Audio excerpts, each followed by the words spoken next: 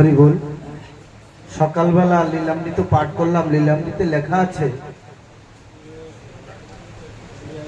এক ব্রাহ্মণের শরীরে রোগ হয়েছে, এমন রোগ কোন ডাক্তার কবিরাজ ঠিক করতে পারছে না। তখন কার কাছে শুনে? হরিচাঁদ ঠাকুরের কাছে এসেছে।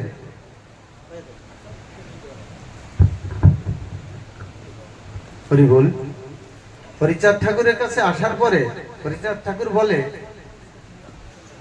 গায়ত্রী যজ্ঞ যদি থাকে ব্রাহ্মণ শরীরে, তার শরীরে কি ব্যাধি হতে পারে? আজকে পাঠ করছি, সেগুলো আপনারা শুনে থাকবে। তো সেই ব্রাহ্মণকে বলল, আমি সব আমার তন্ত্র মন্ত্র বৈদিক ক্রিয়া যত সব আজকে হরিচাঁদের পায়ে জলাঞ্জলি দিয়ে আমি মতুয়া হলাম।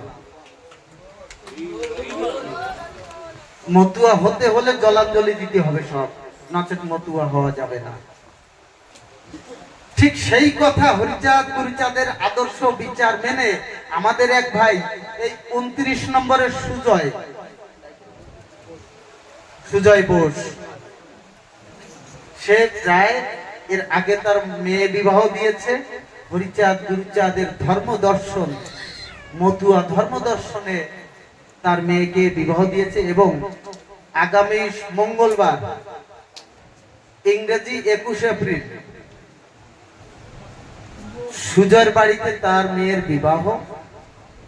তিনি এসেছিলেন, এসে আমাকে দায়িত্ব দিয়ে গেছেন যে এই বিশ্বে শুধু মালকানগিরি নয়, এই বিশ্ব মাঝে যদি কেউ তাকে ভালোবাসে, যদি মতুয়াবাদকে ভালোবাসে, যদি হরি গুরুচাঁদকে ভালোবাসে, সে যেন এসে তার মেয়েকে আশীর্বাদ করে যায়, তার বাড়িতে তার মেয়ের বিবাহে অংশগ্রহণ করতে। তাই আপনারা সকলে আছেন, সকলকে করজোরে সুজয়ের তরফ থেকে মিনতি এবং আমার তরফ থেকেও মিনতি করছি, আপনারা আগামী মঙ্গলবার 21 এপ্রিল সন্ধ্যার সময় বিবাহ, আপনারা সকলে সদল বলে চলে আসবেন। তবে একটা কথা, সদল বলে আসবেন মানে গাড়ি ভাড়া দিতে পারবো না, কিন্তু এটা মনে রাখবেন।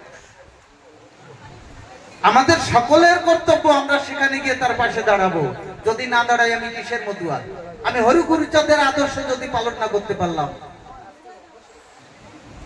তো আপনাদের কাছে আমার করজোড়ে বিনীত নিবেদন, আপনারা সকলেই আগামী মঙ্গলবার 21 এপ্রিল 29 নম্বর সুজয় বোসের বাড়িতে এসে তার মেয়েকে আশীর্বাদ করে ধন্য করবে। জয় হরিচাঁদ, জয় গুরুচাঁদ। এবং সকল মতুয়াকে, সকল ভক্তবৃন্দকে, যে যে আসতে চান অবশ্যই সবার জন্য দরজা খোলা, সবাই আসবেন, নিমন্ত্রিত। হরি বল।